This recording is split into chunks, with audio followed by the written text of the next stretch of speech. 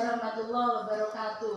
Untuk kali ini, untuk mengganti pertemuan kita di kelas, Ibu sengaja menggunakan sistem pembelajaran daring ataupun dalam jaringan, istilah kerennya adalah online. Untuk pertemuan minggu ini, kita akan membahas masalah rukun waris yang memang nanti kita pada akhirnya mampu untuk menghitung harta peninggalan, harta waris dan seterusnya yang akhirnya semuanya itu akan diterima oleh ahli waris. Oke, yang pertama kita akan melihat pada rukun waris. Kalian harus melihat pada pasal 171 KHI. Di 171 KHI itu ada huruf B, ada huruf C, huruf D, dan huruf E. Nah, 4 komponen inilah yang menjadi rukun mewaris. 1. Pewaris. Huruf B menyatakan 171 KHI, huruf B pewaris. Pewaris adalah orang yang meninggal dunia. Nah, indikator kewarisan, hukum kewarisan berciri khas adalah adanya kematian bagi si orang yang mempunyai harta tersebut. Kok orang tadi tidak meninggal kemudian membagi hartanya, maka tidak disebut dengan hukum kewarisan, tapi bisa jadi sedekah, bisa jadi hibah dan sebagainya. Oke, kita kembali kepada rukun mewaris. Jadi pewaris adalah mati, baik ini mati secara hakiki, baik itu mati secara hukmi atau mati secara takdiri. Kalau hakiki kita lihat kuburannya, kita lihat orangnya, pokoknya kita tahu persis bahwa orang tersebut adalah meninggal dunia. Kalau takdiri ini adalah perkiraan yang sudah disesuaikan dengan kondisi-kondisinya, kemudian orang lain mengatakan dan semuanya bilang bahwa si A sudah meninggal dunia. Contohnya, misalnya ketika Adam R, ketika Lion R masuk ke palungan sebuah laut, di situ semuanya meninggal, maka secara takdiri bisa dikatakan ahli waris tersebut adalah sudah meninggal dunia. Kemudian yang ketiga adalah secara hukmi, bahwa kalau hukmi ini adalah kematian seseorang yang tidak tahu jasadnya, tapi kemudian ada penetapan dari pengadilan. Oke, inilah yang disebut dengan pewaris. Sekali lagi harus ada unsur kematian. Oke. Kemudian yang kedua, rukun pewaris yang kedua adalah ahli waris. Ahli waris, ketika kita melihat dari bagian yang diterima, maka ada 3 kategori ahli waris. Yang pertama adalah ashabul furud, kemudian ahli waris asobah, ahli waris dawil arham. Ahli waris dawil furud adalah ahli waris yang menerima bagian pasti yang sudah ditentukan dalam Al-Quran maupun hadis ataupun melalui ijma ulama. Berapa itu furudnya atau bagiannya? Setengah, 1/6, 1/3 dan seterusnya. Nah, kalian dengan mudah untuk daftar furudul muqaddarah ini bisa dilihat di buku-buku mawaris, mulai dari buku mawaris sanawiyah, aliyah, kemudian SMA, kemudian bisa lagi sampean lihat di Google. Pokoknya semua mudah didapat yang terkait dengan keterangan ashabul furud atau daftar yang kemudian bagiannya diletakkan dalam daftar furudul muqaddarah. Kalau kita membuka KHI, daftar furudul muqaddarah itu ada di pasal 176 sampai dengan 182. Misalnya, ibu mendapatkan 1/3 jika ibu mendapatkan 1/6 jika ibu mendapatkan 1/3 sisa jika dan seterusnya. Itulah contoh dari ahli waris ashabul furud. Oke, kira-kira sudah bisa dipahami? Terima kasih.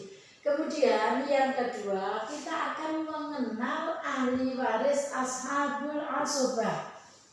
Yang dinamakan ashabul asobah adalah ahli waris penerima sisa. Maksudnya sisa apa? Sisa setelah dikurangi oleh ahli waris ashabul furud. Nah, ashabul asobah ini ada 3 macam. Yang pertama adalah asobah bin nafsihi karena dirinya sendiri, bukan karena orang lain. Bil ghair disebabkan orang lain, ma'al ghair dia digeret atau bersama orang lain juga. Nah, binafsi, asobah binafsi, siapa itu binafsi? Bahwa semua ahli waris laki-laki yang nasabiah itu masuk kategori asobah bin nafsi. Contohnya kakek, saudara laki-laki, paman, kemudian anak laki-laki, cucu laki-laki, semua disebut dengan asobah bin nafsi. Nah, suami kan laki-laki, itu tidak bisa disebut dengan asobah bin nafsi, karena asobah bin nafsi syaratnya adalah ahli waris yang mempunyai hubungan darah atau mempunyai kekerabatan dengan si pewaris. Oke. Yang kedua adalah ahli waris asobah bil ghair. Apa itu? Asobah ahli waris yang awalnya dia itu tidak mendapatkan asobah atau tidak bisa menjadi ahli waris asobah. Karena dia itu bersama dengan asobah bin nafsi yang sederajat, maka ahli waris tersebut akan menjadi asobah bil ghair. Ketika muasibnya tadi atau yang menarik dia itu tidak ada, maka ahli waris ini akan kembali menjadi ahli waris ashabul furud. Siapa itu? Misalnya anak perempuan bersama dengan anak laki-laki, cucu perempuan bersama dengan cucu laki-laki, saudara perempuan bersama dengan saudara laki-laki. Ketika anak perempuan ini tidak bersama dengan anak laki-laki atau cucu perempuan tidak bersama dengan cucu laki-laki, maka dia anak perempuan, cucu perempuan akan kembali menjadi ahli waris ashabul furud. Dia akan menerima bagiannya itu sendiri melalui ketentuan yang ada dalam Al-Quran hadis yang kita lihat dalam daftar furudul muqaddarah itu.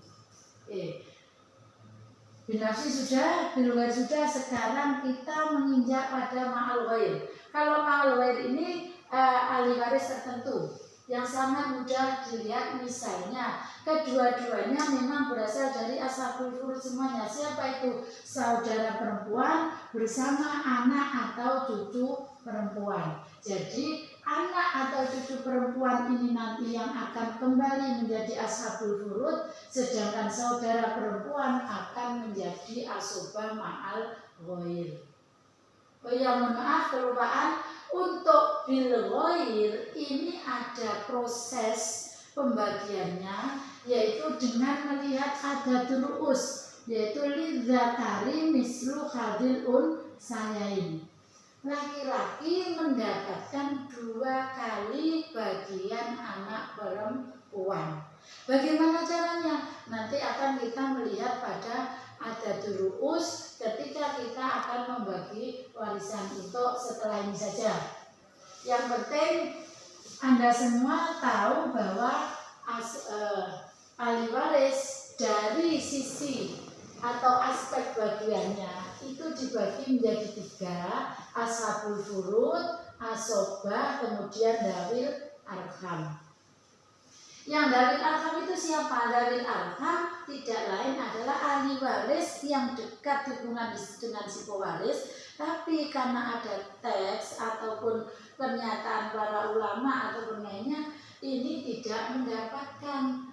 Contoh saja siapa? Ahli waris dari anak perempuan itu disebut dengan dzawil arham.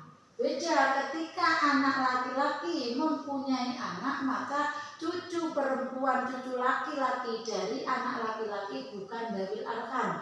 Tapi kalau anak perempuan ini kemudian mempunyai anak laki yang istilahnya kemudian disebut dengan cucu dari garis perempuan, inilah yang disebut dengan dzawil arham.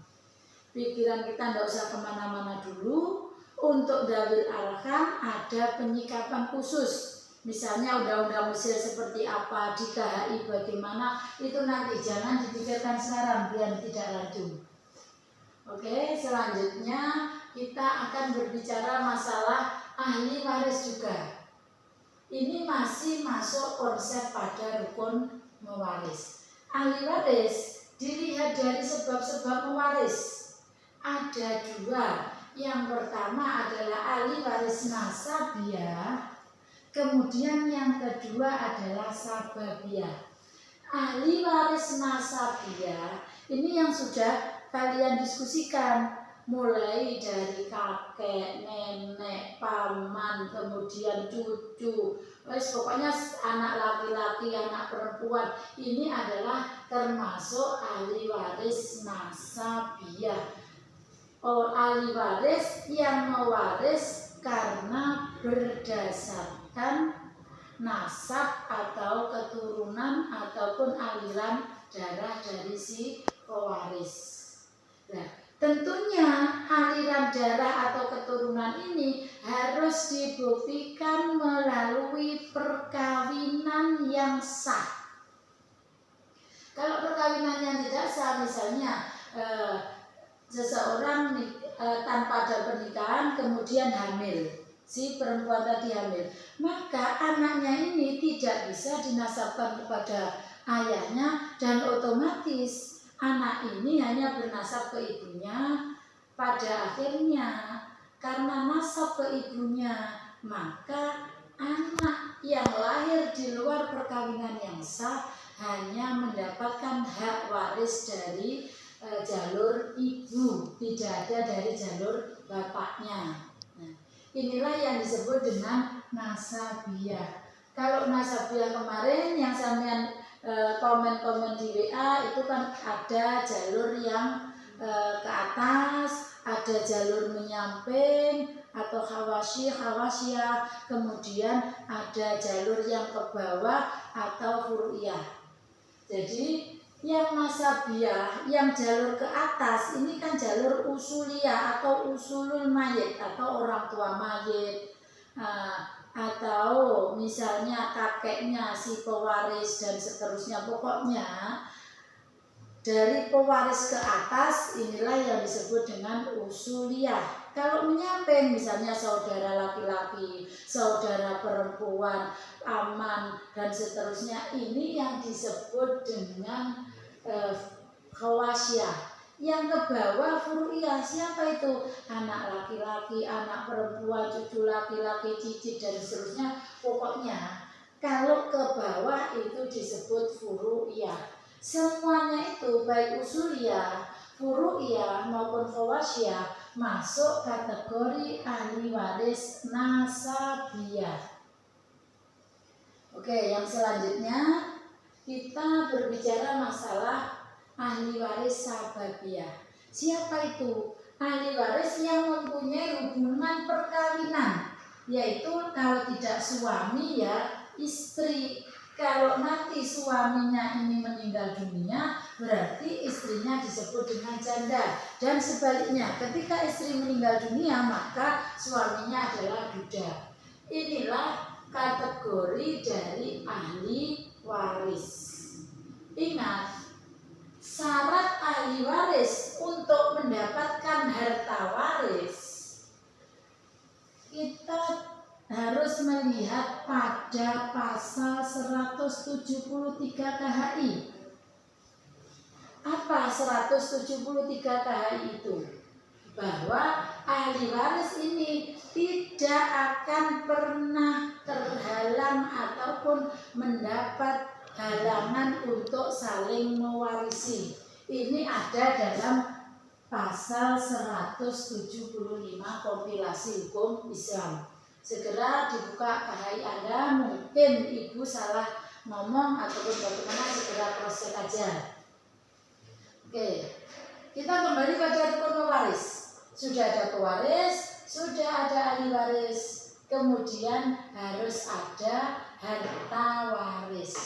Nah, sebelum harta waris loh, di KHI pasal 171 kok ada huruf D, namanya harta peninggalan. Apa itu harta peninggalan? Yaitu semua harta yang ditinggalkan oleh si pewaris, baik hutang, baik non hutang, terus pokoknya hak kewajiban semua yang ada dalam harta peninggalan.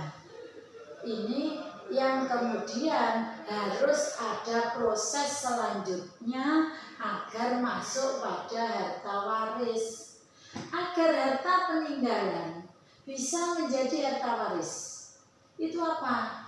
Ya harus melihat pada pasal 175 kompilasi hukum Islam.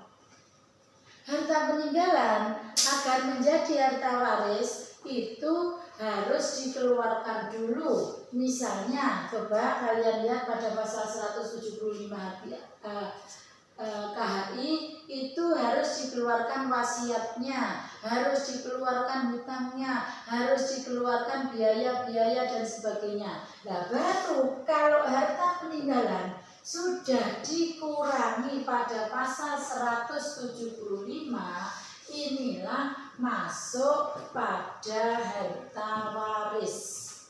Beda. Jadi beda pasal 171 huruf D dengan E.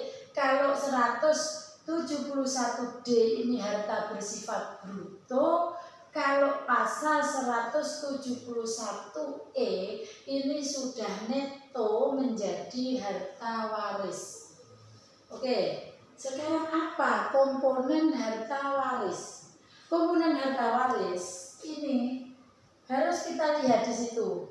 Ada harta bersama, ada harta bawaan, ada harta perolehan. Apa yang dimaksud dengan harta bersama? Kita akan melihat definisi harta bersama pada pasal 1 KHI huruf F, bahwa semua harta yang diperoleh baik sendiri-sendiri maupun bersama antara suami istri setelah terjadi pernikahan sah, maka harta itu disebut dengan harta bersama. Kemudian harta bawaan. Harta bawaan ini atas penguasaan masing-masing. Harta yang dibawa oleh masing-masing individu suami istri sebelum adanya pernikahan. Ini disebut dengan harta bawaan. Harta perolehan adalah harta di luar harta bersama dan di luar harta bawaan. Misalnya ketika dalam pernikahan, kemudian orang tua salah satu meninggal dunia, kemudian suami atau istri tadi mendapatkan hak waris dari orang tuanya. Ini disebut dengan harta perolehan. Setelah kita tahu jenis harta, untuk memasukkan ke harta waris ada 3 komponen yang sudah Ibu sampaikan tadi. Harta bersama, harta bawaan, harta perolehan. Nah, harta bersama ini perlakuannya berbeda. Kita harus melihat pada pasal 96 kompilasi hukum Islam. Bagaimana yang terkait dengan harta bersama ketika salah satu pihak meninggal dunia? Maka di situ KHI menyampaikan bahwa 50% untuk diwaris, 50% untuk yang pasangan masih hidup. Suatu contoh, seseorang meninggal dunia, harta bersamanya 100 juta. Maka 100 juta ini tidak boleh langsung dibagi, dimasukkan, 100 juta ini tidak boleh langsung dimasukkan menjadi harta waris semua, tapi harus dibagi dua, suami 50 juta, istri 50 juta. Nanti tinggal siapa yang meninggal di antara ini. Kalau misalnya yang meninggal adalah suami, berarti harta suami 50 juta inilah yang dikeluarkan untuk menjadi harta waris, plus harta yang dibawa suami kalau ada, plus harta yang diperoleh, misalnya dia dapat hibah, dia dapat warisan dari orang tuanya setelah pernikahan. Inilah komponen dari harta waris. Ingat, harta waris harus sudah bersih, harus sudah dikurangi dari pasal 175 KHI. Termasuk di sini adalah pelaksanaan wasiat. Terima kasih Ibu baca di WA kemarin, di WA grup, kalian antusias berdiskusi tentang bagaimana di situ ada wasiatnya, apa didahulukan, apa diakhirkan dan sebagainya. Nah, ternyata wasiat itu harus didahulukan sebelum membagi harta waris. Dan besarnya wasiat adalah maksimal 1/3 harta. Wasiat harus diberikan di luar ahli waris. Sebagaimana sabda Rasulullah, kan harus di luar ahli waris. Kalau untuk kepada ahli waris harus persetujuan bersama. Oke, biar tidak kemana-mana dulu, wasiat wajibah dan seterusnya nanti ada pembahasan tersendiri. Oke, untuk pertama kali sebagai pendahuluan kita sebelum teknis atau prosedur membagi harta warisan, Ibu sampaikan tentang rukun mewaris. Terima kasih, silakan dicermati dulu, baru kemudian kita akan membagi harta, prosedur membagi harta setelah semuanya rukun mewaris terpenuhi. Terima kasih. Untuk selanjutnya siapkan daftar furudul muqaddarah, siapkan kompilasi hukum Islam pasal 176 sampai dengan 182. Ingat, mata kuliah kita itu 3 perspektif. Perspektif hukum Islam, perspektif BW, perspektif hukum adat. Yang Bu Sri sampaikan hari ini adalah perspektif hukum Islam. Bagaimana Bu adat, bagaimana BW, nanti satu persatu dulu biar pikiran kita itu fokus, kerangka berpikir kita matang di satu aspek dulu. Kalau sudah matang di satu aspek, maka kita akan beralih ke metode yang lainnya dengan menggunakan aspek waris dilihat dari Burgerling Wetbook atau KUH Perdata. Terima kasih, silahkan dicermati dulu. Untuk selanjutnya kita sambung terkait dengan teknis menghitung harta waris. Terima kasih. Wassalamualaikum warahmatullahi wabarakatuh.